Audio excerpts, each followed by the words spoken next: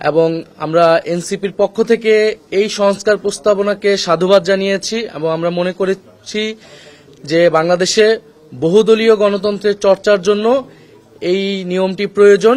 প্রত্যেকটা দলকে তার নিজস্ব প্রতীকে, নিজস্ব মার্কায়, নিজস্ব আদর্শে রাজনীতি করা উচিত। কোনো দলের সাথে জোট বা সমঝোতা হলেও তার প্রতীক আলাদা হওয়া উচিত। কিন্তু আমরা দেখে আসছি যে সরকারকে এবং নির্বাচন কমিশনকে এবং বিভিন্ন প্রতিষ্ঠানকে চাপ প্রয়োগ করা হয়েছে একটি দলের পক্ষ থেকে যাতে এই আইনটি, এই সংস্কার প্রস্তাবনাটি বাতিল করা হয় এবং যাতে জোটের সঙ্গীরা, অন্য দলের সঙ্গীরা এক মার্কায় নির্বাচন করতে পারে। আমরা এটার বিরোধিতা জানিয়েছি, এখনো জানাচ্ছি। এবং আমরা গতকাল দেখেছি যে আদালতে এটা একটা রিটও হয়েছে একটা সেই দলের জোট সঙ্গে আরেকটি দলের পক্ষ থেকে। আদালতকে যেহেতু রাজনৈতিক মাঠে এবং সরকারের কাছ থেকেও এটি আদায় করা সম্ভব হয়নি, এখন আদালতের মাধ্যমে আদালতকে ব্যবহার করে এই সংস্কার প্রস্তাবনাটি বাতিলের চেষ্টা করা হচ্ছে।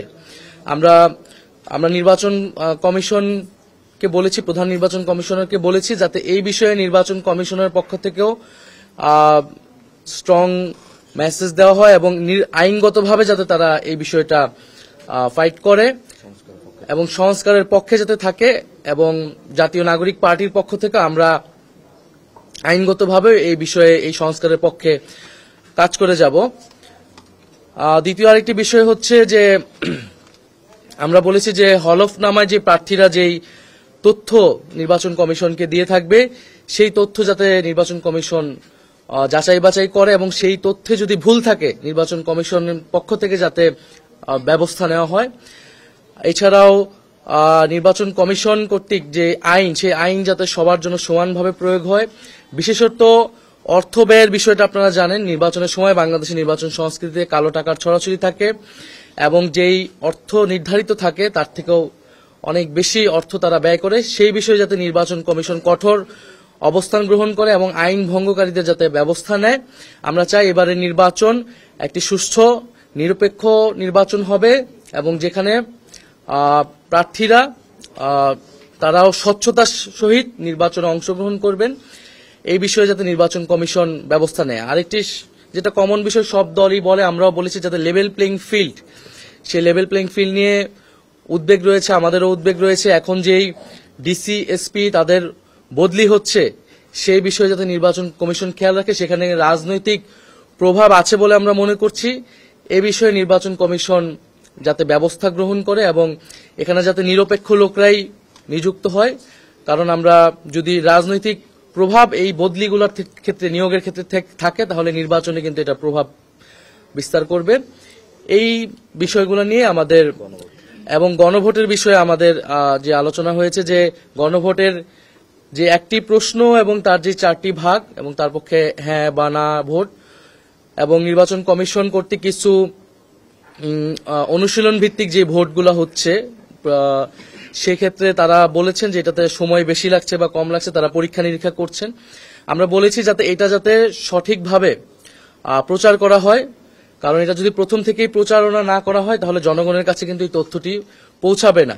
এবং নির্বাচনে যেই এই সময়টায় যে অপতথ্য, মিস ইনফরমেশন, ডিসইনফরমেশন ক্যাম্পেইন হয়, সেক্ষেত্রে যাতে নির্বাচন কমিশন বিশেষ উদ্যোগ গ্রহণ করে।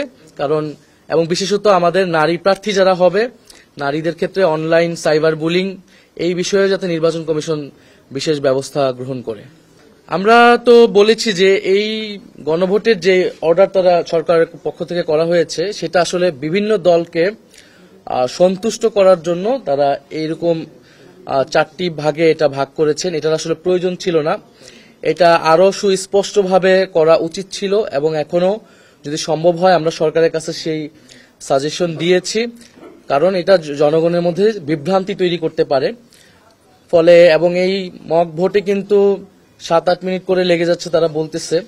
ফলে এটি যদি ব্যাপকভাবে, যদি এই আদেশের ভিত্তিতেই গণভোট হয় তাহলে এটি ব্যাপকভাবে এটা প্রচার করার প্রয়োজন সরকারি সংস্থাগুলো থেকে এবং রাজনৈতিক দলগুলোর পক্ষ থেকেও। এই প্রশ্নগুলো আগের থেকেই প্রচার করা এবং এটার স্পষ্টতা জনগণের সামনে তুলে ধরা, তাহলে আমরা এই নির্বাচনে জনগণ এটা সচেতনভাবে এই ভোট পক্ষে বা বিপক্ষে দিতে পারবে আর কি। তো নতুন এবং ফিরে আসা গ্রাহকদের জন্য নগদে চলছে ক্যাশব্যাক সহ প্রতিদিন হাজারো উপহার জেতার সুযোগ। হবে আশা আর ফেরা, সারপ্রাইজ সেরা। তফসিল তারা আমাদেরকে সুস্পষ্টভাবে জানায়নি, যে যেটা তারা মিডিয়াতে বলেছে যে হয়তো আগামী 1-2 সপ্তাহের মধ্যে তারা দিবে। আমরা বলেছি যে বিদ্যমান যে রাজনৈতিক পরিস্থিতি, সেই পরিস্থিতি বিবেচনায় রেখেই তারা যাতে তফসিলের ঘোষণাটি দেয়। নির্বাচন কমিশন নিয়ে আমাদের সেই উদ্বেগ এখনো আছে, এবং নির্বাচন কমিশন আমরা বলেছি যে পুরনো আইনে গঠিত হয়েছে, আমরা এটার বিরোধিতা করেছিলাম। আমরা বলেছিলাম যে সংস্কার প্রস্তাবনা অনুযায়ী এটি গঠিত হওয়া উচিত ছিল, কিন্তু আমরা তো নির্বাচনের পথেও এগোতে চাই। যেহেতু বিদ্যমান বাস্তবতা অনুযায়ী সরকার এটি করেছে, আমরা এই জন্য সেটার আর কঠোর হইনি সেই বিষয়ে। কিন্তু নির্বাচন কমিশন তার ক্যাপাসিটি নিয়ে কিন্তু আমরা সবসময় উদ্বেগ জানিয়ে আসছি, এবং এই জন্য আমরা বারবার আসছি, এবং আমাদের জায়গা থেকে যে সাজেশনগুলা নির্বাচন কমিশনের প্রতি আমরা কিন্তু সেটা সবসময় দিয়ে যাচ্ছি। এবং নির্বাচন কমিশন এবং নির্বাচন কমিশনের প্রতিষ্ঠানে যারা বিগত বছরগুলোতে কাজ করেছে, যে অনেক দুর্নীতিবাজ অফিসার কিন্তু এই নির্বাচন কমিশনে এখনো রয়ে গেছে। আমাদের কাছে বিভিন্ন প্রমাণও আসছে, আমরা সেটা কিন্তু নির্বাচন কমিশনকে বরাবর দিচ্ছি।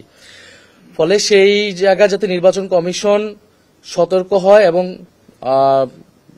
যথাযথ ব্যবস্থা নেয়, সেই আমাদের আহ্বান থাকবে। আমরা কোনোভাবেই চাই না যে নির্বাচনের যেই যাত্রা শুরু হয়েছে এটা কোনোভাবে ব্যাহত হোক। যথাসময়ে এবং যথাযথ পরিবেশে সুষ্ঠু একটা নির্বাচন যাতে হতে পারে সেটা আমাদের প্রত্যাশা থাকবে। সেক্ষেত্রে আমরা সর্বাত্মকভাবে সহযোগিতা করব। তবে যদি নির্বাচন কমিশনের আমরা দেখি যে তারা পক্ষপাতিত্বমূলক আচরণ করতেছে, আমরা বিভিন্ন সময় দেখেছি, এর আগে আমরা বলেছি সুস্পষ্টভাবে, এটা যদি তারা ভবিষ্যতে করে সেক্ষেত্রে নির্বাচন কমিশনের প্রতি আমরা সম্পূর্ণ অনাস্থা দিতে বাধ্য, এবং তাদের বিরুদ্ধে কিন্তু আমাদের তখন কঠোর ব্যবস্থা নিতে হবে। এটাতে আসলে এটা কোন প্রক্রিয়ায় হচ্ছে, কিভাবে রাজনৈতিক, এর আগে কিন্তু আমরা ডিসি নিয়োগ নিয়ে অনেক আলোচনা শুনেছি, এবং সেটা কিন্তু সরকারের জায়গা থেকে স্পষ্ট করেনি। যে প্রধান উপদেষ্টার কাছে যখন আমরা বলেছি, উনি বলেছেন এটা তিনি সরাসরি দেখবেন। এছাড়া কিন্তু কোন প্রক্রিয়া এটা হবে বা হচ্ছে, এবং আগের যে অভিযোগগুলো এসেছে সেই অভিযোগগুলো আসলে কি, সেটা নিয়ে কি ব্যবস্থা নেওয়া হলো সেটা আমরা পাইনি। সেজন্য আমরা বলেছি এই ডিসি এসপি নিয়োগে রাজনৈতিক প্রভাব থাকতে পারে। আমরা বিভিন্ন জায়গায় সেটা খোঁজ পাচ্ছি, আর নির্বাচন কমিশন যাতে এই বিষয়ে সচেতন হয়।